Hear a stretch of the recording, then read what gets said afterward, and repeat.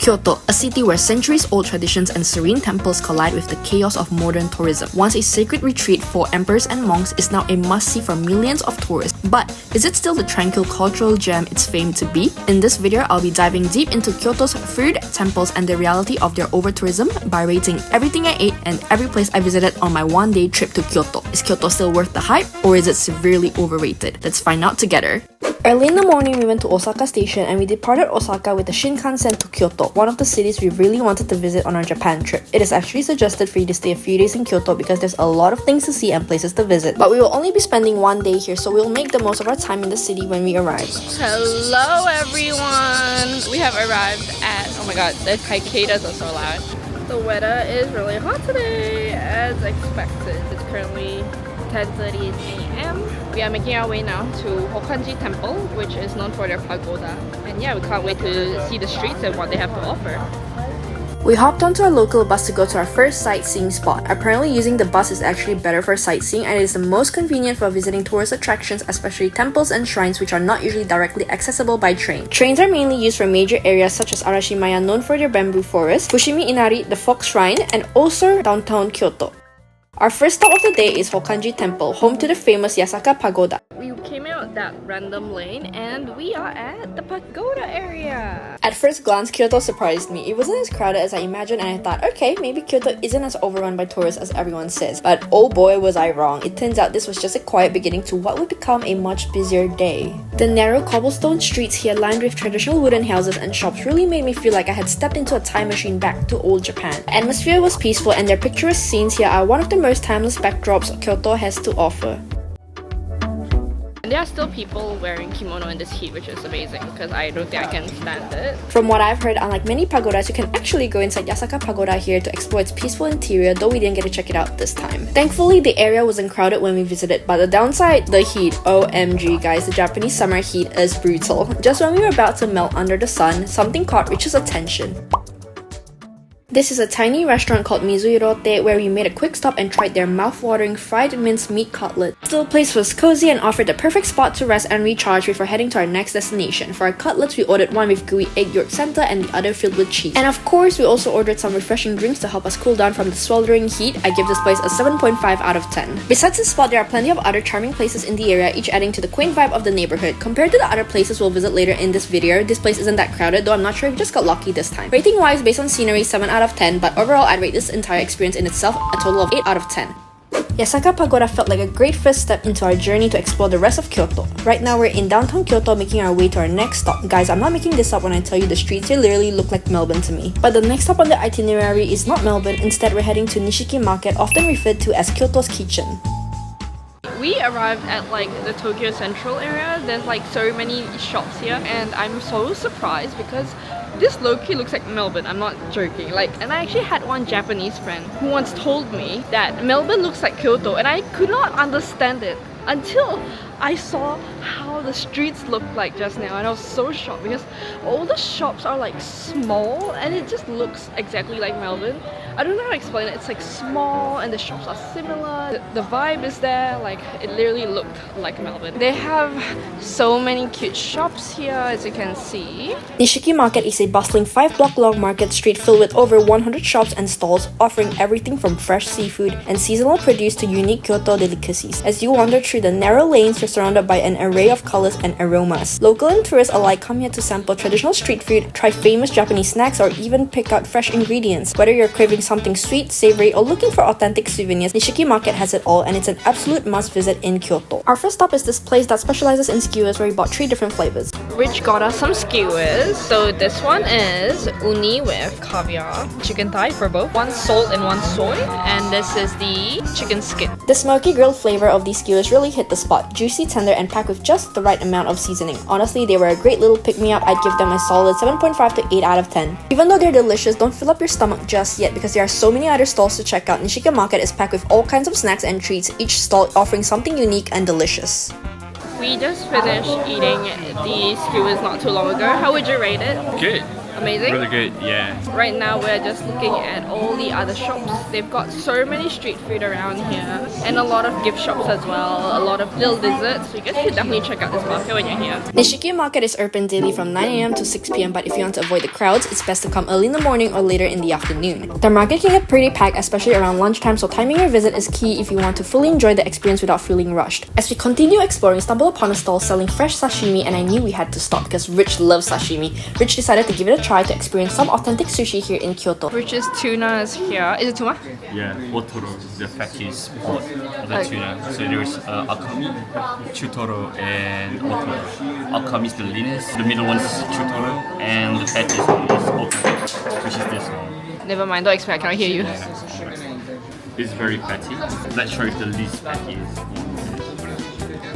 The freshness of the fish was unbeatable with a perfect balance of flavor judging by how Rich devoured each bite with such concentration. The texture was soft and delicate, you could tell this sushi was done right. However, while the taste was incredible, the portion was small and not exactly cheap. Plus, finding a seat was a challenge with the crowd and the wait time was long. Despite the downsides, Rich rated an impressive 8 out of 10.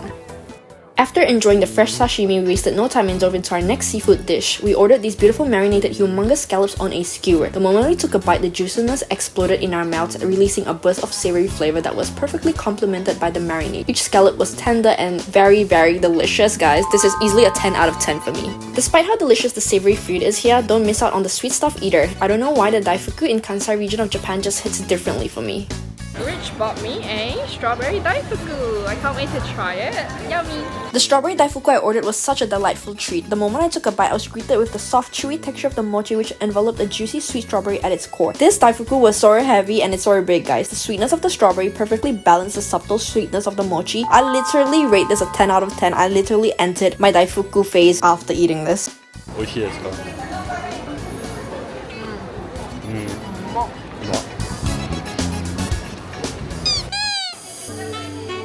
Our last snack was something that caught Rich's attention once more. This place sells more grilled skewers and this time we opted for the octopus skewer. The taste was yummy and perfectly grilled with a nice char that enhanced the flavor. However, Rich felt that there wasn't anything particularly special about it. The portion was small and it lacked unique sauces or toppings to elevate it further. Despite that, he enjoyed it enough to give it a 7 out of 10.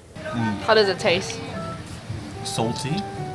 Of course, it's chewy, but not too chewy actually. It's quite soft on the inside. Oh. It's good. It's grilled to perfection in my opinion. It's also a little bit crispy. Ooh. Outside, a little bit, just a little bit. It's surprisingly soft. Yeah. Outside of Nishiki Market, this area is generally quite the paradise with countless of restaurant options and shops to explore and has a lively and inviting atmosphere, making it the perfect spot to wander and discover hidden gems. With so much to offer, I definitely give this place a 10 out of 10, a must visit when you're in Kyoto. We just left the market. Right now we're trying to find a convenience store to pop up Rich's transportation card, but right now he's getting distracted and looking at Kyoto postcards. Dochi ga ii? Is it bus stop? I don't know if you guys can see this, but the bus stops here have this like mist gun thing that literally like produce mist so that it can be more cooling during the summer. That's so cool. After leaving Nishiki Market, we headed to Kiyomizu Dera, which is conveniently near Yasaka Pagoda, a connection we didn't realize until we got there. Rich went for a toilet break. I'm resting here. They have some food stalls up here, which is pretty cool. They have a lot of cafe as well, which I really like. But I think we'll explore more later when we're going back down, because right now our aim is to be as time sufficient as possible. So yes. Oh my god, there is so many people here! But they have so many cute stores, guys. Such a hike, honestly. I don't know, man. This crowd is kind of crowded right now. Yeah, the crowd is crowded right now. We finally saw at the top, you guys. We've made it. That looks absolutely beautiful. At this point, I was left in shock by the number of people and there were so many tourists. Kiyomizu Dera is on top of a hill and the hike up was exhausting. I knew it was going to be crowded, but still, I'm a little bit overwhelmed with the crowd right now, but we'll try our best to enjoy. The crowds made it challenging to navigate, but the steep path on the way here was lined with charming souvenir shops and tea houses. As we slowly explored Kiyomizu Dera, we began to sense that the views may have actually been worth the effort. Kiyomizu Dera translates to Pure Water Temple, one of Kyoto's most famous and historically significant Buddhist temples. The temple is dedicated to Kannon, the goddess of mercy, also known as Kwan Yin. The temple's architecture is a marvel, showcasing traditional Japanese craftsmanship, making Kiyomizu Dera a must-visit for anyone exploring Kyoto. The vibrant greenery at this temple creates a serene atmosphere that almost feels magical.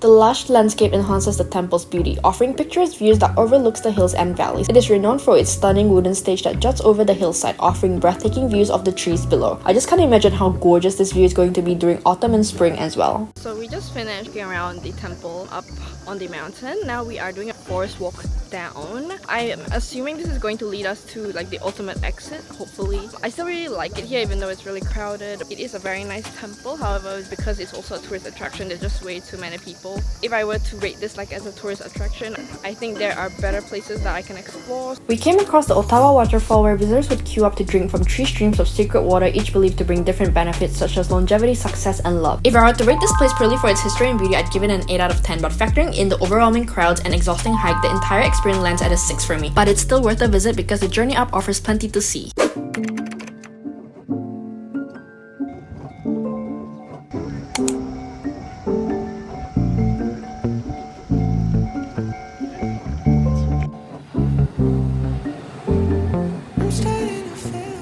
Our next attraction in Kyoto is none other than the iconic Fushimi Inari shrine. After a short train ride, we walk to the main area. There are so many nice cafes here. If there's time, I do want to like visit some cafes and just like sit and chill because we are so tired. The walk itself was pretty interesting and the path leading up is lined with a lot of Japanese dessert shops. As we approach, you could already see the grand entrance marked by a massive torii gate, hinting at the countless red torii gates that make Fushimi Inari famous.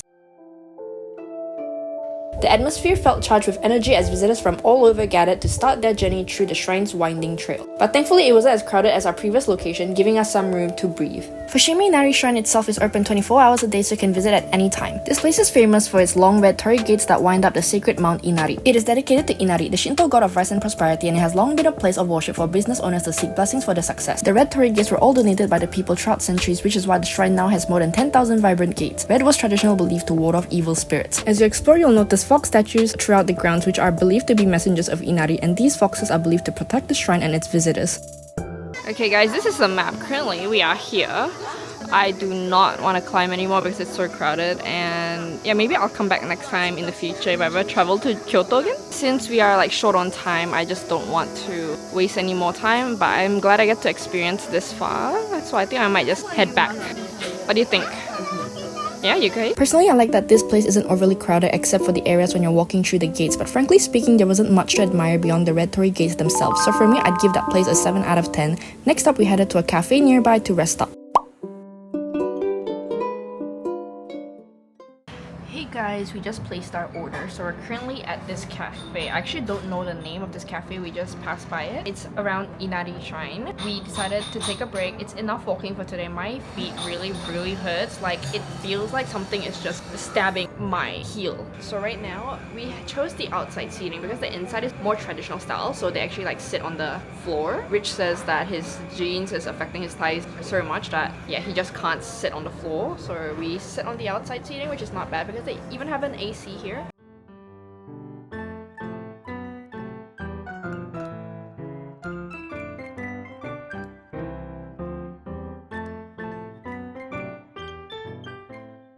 Our food came, so this is the shaved ice, 2 matchas, and this is the traditional sweet pastry thing. They even give you a hot tea if I'm not mistaken.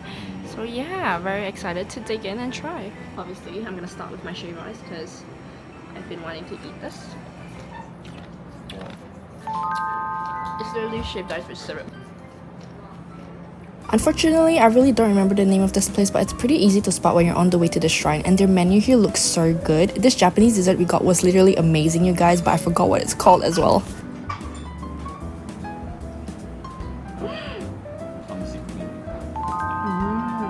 What? Ice cream with chopsticks? Anyone? I'm gonna try this. This is pure matcha with just matcha ice cream on top. The matcha ice cream is very nice. I'm gonna mix it.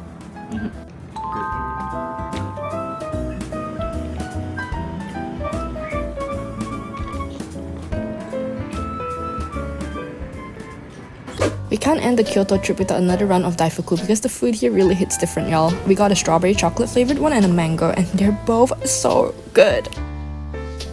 But slowly the sun started to set and we knew it was time to make our way back to Kyoto Station. Hey y'all! We made it back to Kyoto Station and now we are actually searching around for food, and I just realized there's actually like a nearby shopping mall here which we may check out. We are trying to see what food there is for dinner. I feel like it's been a solid while since we ate like proper meal, so yeah, we need that. I never knew, but there were these streets and shopping malls nearby the station where we quickly just roamed around. We couldn't take too long because we had a bullet train to catch back to Osaka. When we made it back to Kyoto Station, there were some restaurants nearby. We headed to grab dinner there at this Japanese restaurant that specialized in Kyoto-style beef. Honestly, when I saw this place, it looked kind of fancy and I was intimidated to go in. But oh my goodness guys, I have zero regrets the moment we had our first bite of the cutlet that we ordered. It was so freaking good and it was so soft, so tender. This place tasted like a 10 out of 10 for me. Unfortunately, I couldn't film much, but after dinner, we just headed back to Osaka. As we wrap up our journey through Kyoto, I'm left reflecting on the contrast the city holds. From its serene temples and centuries-old traditions to the bustling streets packed with tourists, Kyoto remains a city that gracefully balances its history with the modern world. Yes, the crowds can be overwhelming and sometimes it feels like you're navigating through waves of people just to catch a glimpse of its beauty. But whenever you're exploring, there will always be these tiny moments of peace that shines through, and these glimpses of peace invites us to slow down, breathe deeply, and truly appreciate the beauty around us. So is Kyoto still worth visiting even with the crowds? Absolutely. Thank you for exploring Kyoto with me today. What's your favorite part of Kyoto?